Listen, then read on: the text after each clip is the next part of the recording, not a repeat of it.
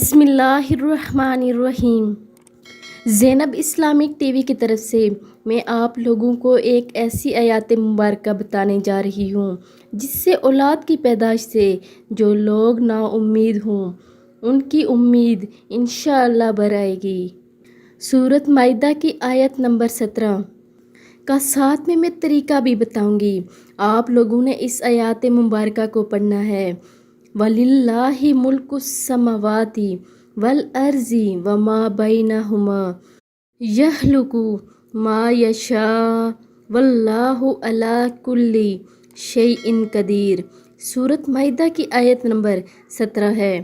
جو لوگ اولاد سے نا امید ہو جائیں اس آیت مبارکہ کو 41 دن تک روزانہ 300 مرتبہ پڑھ کر کسی میٹھی چیز پر دم کر کے میاں بیوی آدھا آدھا کھا لیں، انشاءاللہ ضرور ان کی امید بر آئے گی۔ بے شک قرآن مجید میں ہمیں ہر طرح سے اور ہر چیز کا علاج دیا گیا ہے۔